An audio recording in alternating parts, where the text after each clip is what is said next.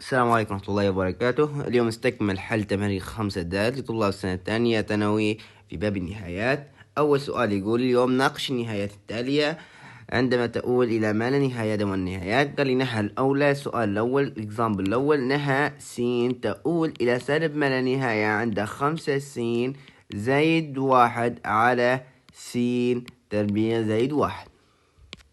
أوكي، لما يجوا يا طلبة نقسمه على أكبر أس اللي هو س تربيع، صح ولا لا؟ نقسمه على أكبر أس اللي هو س تربيع، وأنا هي س تربيع لما حي المفروض اللي سالب ما هي نقسمه على سالب س، لكن س التربيع هنا يلغي شنو؟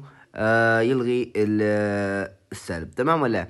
يعطينا هنا النهاية. نهى س تؤول إلى سالب ما لا نهاية عند 5 س على س تربيع زائد 1 على س تربيع على س تربيع على س تربيع زائد 1 على س تربيع. اوكي تمام. هتساوي لنا هنا النهاية عند س تؤول إلى سالب ما لا نهاية، تمام ولا؟ السين تمشي مع السين تقعدنا 5 على س زائد 1 على س تربيع على س تربيع على س تربيع فيها 1 زائد 1 على س تربيع. جي نعوضوا على ما لا نهاية، هنا نعوضوا على ما لا نهاية تطلع لنا 5 على ما لا نهاية زائد 1 على ما لا نهاية على 1 زائد 1 على ما لا نهاية. تمام. أي حاجة على ما لا نهاية تعطينا 0 زائد 0، 1 زائد 0 حيعطينا الناتج كله شنو؟ 0. حيعطينا الناتج كله شنو؟ 0. واضح؟ ان شاء الله يكون واضح. نجي للسؤال الثاني اللي هو نهاية. عند النهاية نهى س تؤول إلى ما لا نهاية عند أنا جذر س تربيع زائد 9 على س زائد 9. واضح؟ أنا تؤول إلى ما لا نهاية نقسمه على أكبر أس برا الجذر. اللي برا الجذر أكبر أس شنو؟ س، صح ولا لا؟ خلاص هنا نقول نهى س تؤول إلى ما لا نهاية س على س زائد 9 على س. لداخل الجذر ندخله بالتربيع. كيف ندخل بالتربيع؟ ندخله بالتربيع حتى هو، تمام ولا؟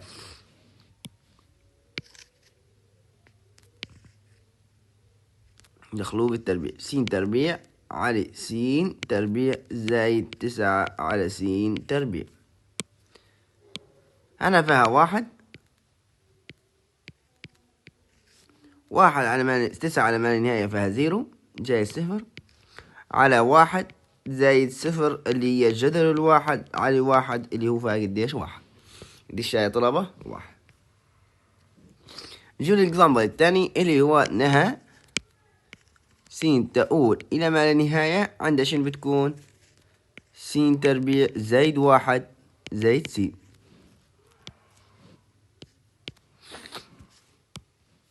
هي دالة كلها دالة، ناخذ هنا عامل مشترك تطلع لنا هنا نهى س تؤول إلى ما لا نهاية عند السين. ناخذ عامل مشترك السين، أفتح قوس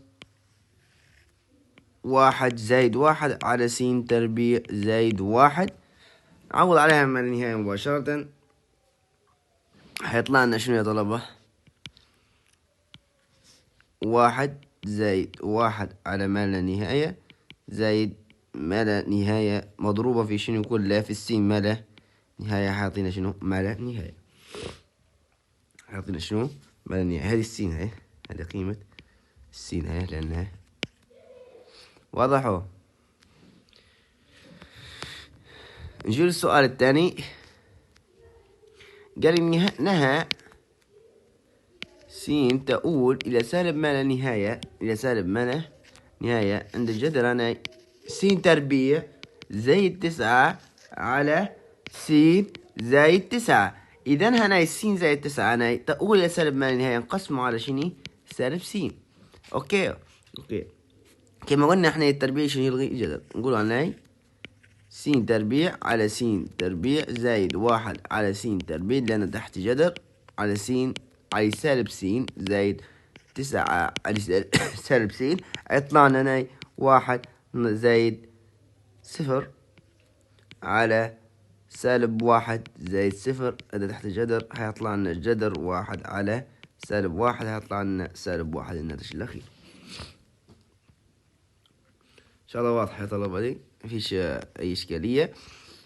نجي للسؤال الثاني اللي هو نهى 2 س تكعيب زائد س زائد 1 أو ناقص 1 على 3 س تكعيب زائد 2. قسم على أكبر أسي، نقسم على أكبر أس. الأكبر أس شنو هو؟ س أس 3. هطلع لنا هناي 2 س تكعيب على س تكعيب زائد س على س تكعيب زائد 1 على س تكعيب كلها على 3 س تكعيب على س تكعيب زائد 2 على س تكعيب. وهذه النهاية عند س تؤول إلى ما لا نهاية، عند س تؤول إلى ما لا نهاية. تمام، حتمشي هذه مع بعضهم، حيطلع لنا نهى س تؤول إلى ما لا نهاية. س تمشي 2 زائد س س تربيع تمشي لنا 1 على س تربيع زائد 1 على س تكعيب على 3 تمشي مع بعضهم، تطلع لنا 3 زائد 2 على س تكعيب. عوض على ما لا نهاية، هنا هيطلع لنا 2 زائد 1 على ما لا نهاية زائد 1 على ما لا نهاية على 3 زائد 2 على ما لا نهاية. هيطلع لنا 2 زائد 0 زائد 0 على 3 زائد 0، هيطلع لنا 2 على 3. الواحد على ما لا نهاية، الواحد على ما لا نهاية حاطين شنو؟ 0. 2 على ما لا نهاية حاطين 0. نجي للسؤال الثاني. نجي للسؤال الثاني.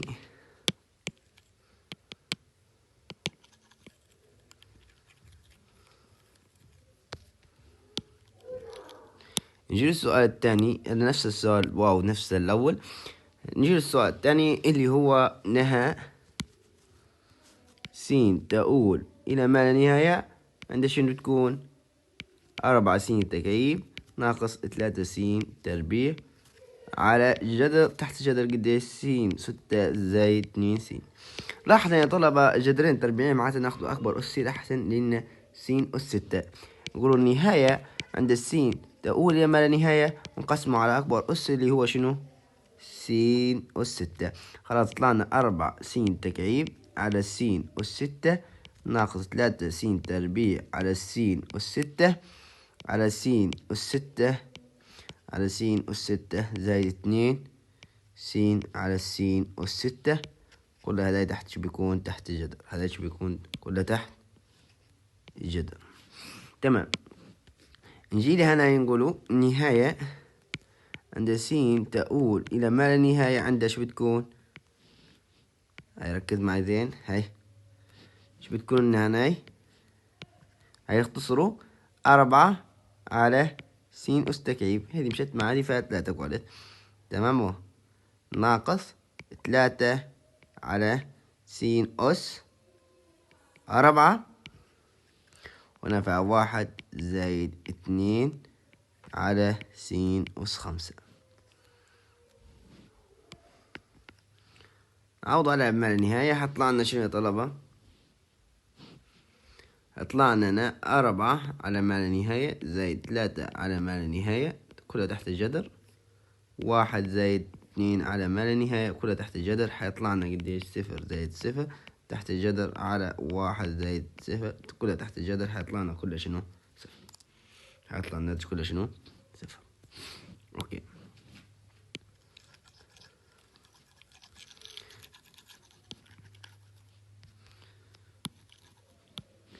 يجي السؤال الثاني اللي هو نهى س تؤول إلى ما لا نهاية عند 3 س زائد 1 زائد 5 س ناقص 2 على 5 س زائد 1 زائد 3.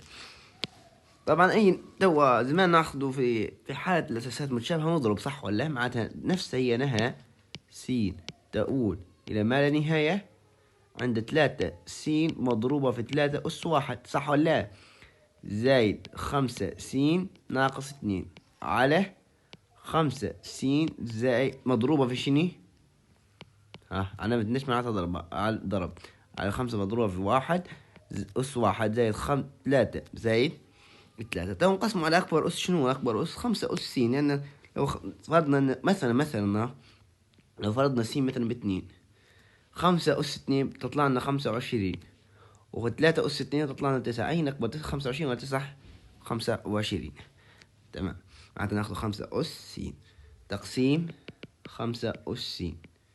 تمام. نجي نقسمه على 5 أس س تطلع لنا 3 أس س على 5 أس س مضروبة في 3 على 1 زائد 5 أس س على 5 أس س ناقص 2 على 5 أس س على 5 أس س مضروبة في 5 أس س مضروبة في 5 أس 1 زائد 3. عند النهاية ناي س تؤول إلى ما لا نهاية. هي مع نفس الأساس ناخذ نفس الأس ناخذه عادي. نقدر ناخذه كالشكل التالي: عامل مشترك س مضروبة في 3 أس 1 عادي زائد 5 أس س على 5 أس س قديش؟ 1 ناقص 2 على 5 أس س. 5 أس س مضروبة في 5 أس س بها 1 على 5 أس س مضروبة في 5 أس 1 زائد 3. عوض عليها ما لا نهاية. حطلع لنا دايب صفر الأول مضروبة في 3 زائد 1 ناقص 0 على 1 مضروبة في 5. طبعا هدي نسيت هني سوري. قسموها على 5 أس س ونقسموها على 5 أس س تقعدنا زائد 0. هي اللي تطلع لنا يا طلبة قديش؟ 5. حطلعت لنا قديش؟ 5. ممكن انتهي حل تمارين 5 دال.